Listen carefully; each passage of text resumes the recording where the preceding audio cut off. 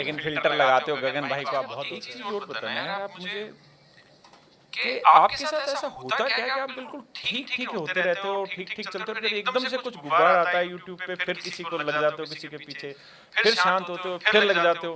वो बीच-बीच में कैसे आता है दिमाग में ये चीज़? नहीं, नहीं पता है, आता नहीं है। मुझे ना इस बात से कुछ भी गलत होता है ना तो पता है, इससे मुझे तकलीफ़ हो जाती है। जैसे आप ऐसा नहीं कि एसएससी ने गलत किया, हुँ, तो मैंने चेयरमैन से लेकर के आप देखते हो कि मैं खूब मुखर होके एकदम बोलता हूँ बिल्कुल। मैं बोलते वक़्त ये देखता नहीं हूँ कि इस चीज़ का इम्पैक्ट मुझे पता है कि मुझे इम्पैक्ट से ठीक करना है। हुँ। मैं उसमें कोई फ़िल्टर नहीं लगाऊँगा कि यार मैं बोल रहा लेकिन हूँ। फ़िल्टर लगाते हो गगन भाई को आप बहुत धोते हो यार। फ़िल्टर लगा के? और क्या? बिल्कुल भी फ़िल्टर लगा के नहीं धुला होगा, विदाउट फ़िल्टर ही धुला होगा एकदम। फ़िल्टर एकदम नहीं लगाया होगा और उसकी वजह आप सोचो, आप सब विद्यार्थियों के भी सामने हैं। आप कभी भी, आप या हम या ये भी, कोई भी नॉर्मल आदमी है, ये आके अगर ये कह दे कि बच्चों के साथ अन्याय हुआ है, कोई आके कह दे, तो मैं या तो इनको पर्सनली पूछूँगा, यार सच में हुआ है, आप ऐसे ही कह रहे हो? क्योंकि ऐसा हो सकता है, क्योंकि आजकल ऐसे ही कहने वाले भी बहुत लोग हैं। बहुत लोग होते हैं। बहुत लोग हैं। आप देख लीजिए कि अभी सीजीएल 2024 का रिजल्ट आया तो तमाम लोग आके 1200 वीडियो बन गई।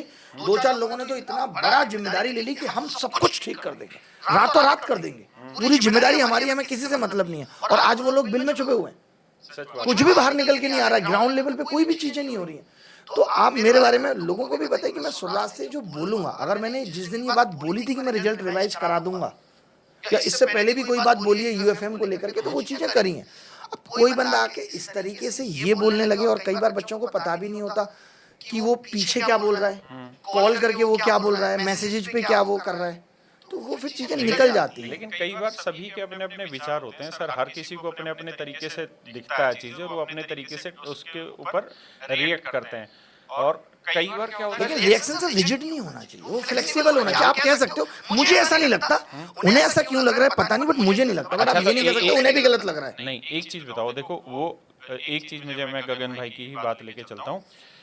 देखो उनके किसी चीज़ के ऊपर अपने खुद के कोई विचार हैं। उस विचार के पीछे उनके पास भी सुबह से शाम तक बहुत सारे बच्चे आए होंगे, बहुत सारे प्रूफ आए होंगे जिसके बिहाफ़ पे उन्होंने अपने विचार रखे।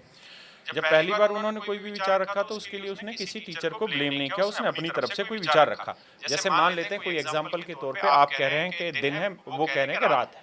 कोई भी एग्ज़ाम्पल ले लेते हैं।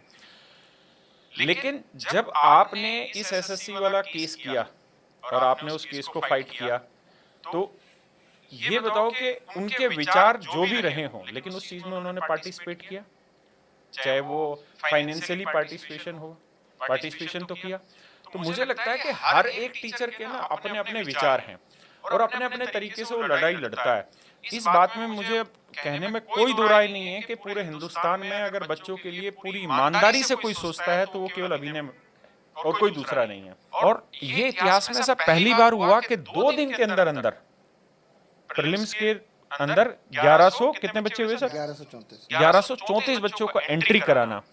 ये अपने आप में मैं कहूँगा कि एसएससी को बेसिकली रिजल्ट रिवाइज करने के लिए मजबूर करना और वो भी रात को 4 बजे जग के सुबह एक ही दिन बचा था जिस दिन आपने ये काम कराया। मुझे लगता है कि इतना बड़ा काम इतिहास में बहुत मुश्किल किया होगा लोगों ने। देखिए जैसे हम यहाँ मुखर्जी अपना हमारा जो ऑफिस है केरल का इसमें सर हम बैठते हैं, तो रोज़ बच्चे आते हैं, जिन बच्चों की इस बार रिजल्ट में दिक्कत होती है। और मैं इन रिजल्ट्स पे मुखर होके कभी इसलिए नहीं बोलता कि जब एक आदमी मुझसे पहले से मुझसे कई गुना ज़्यादा जुनून से और मन से और अपनी तन से और धन से लगा हुआ है, तो मुझे उसमें लीड करने की ज़रूरत नहीं है। एक आदमी सक्षम है उस चीज़ को करने पे। और मेरी एक बार अभिनय सर से बात भी हो रही थी अभी, तो अभिनय सर ने बताया कि 40 लाख रुपए का खर्चा आया उसमें और टीचर्स से जो कलेक्शन हुआ वो जितना भी हुआ, चाहे वो 5 लाख ही रुपए सारे टीचर से मिलके आया या 6 लाख आया या 8 लाख आया, लेकिन जिसने भी जो दिया वो काबिल तारीफ है उसका। एक मुद्दा हमारा ये उठा कि सिर्फ और सिर्फ अभिनय सर उस चीज में हीरो बन गए, है ना?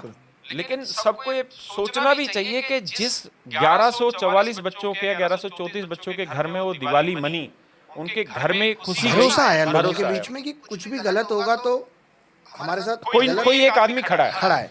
जैसे एक विक्रमजीत सर है, सर मैंने ऑफलाइन का प्रोटेस्ट देखा, मतलब ब्रिलियंट आदमी है। उसने जो ऑफलाइन में उनकी बेचारे की आवाज भी खराब हो गई थी, वो 15-20 दिन कितने दिन वो प्रोटेस्ट चला था। उस बंदे ने क्या डेडिकेशन दिया है वहाँ पे। नीतू मैम है, 2013 का हो 17 का, क्या जबरदस्त काम किया उस लेडी ने। मतलब उस लेडी ने पूरा अपना इतना बड़ा एम्पायर रिस्क पे डाल के उसने वो काम किया।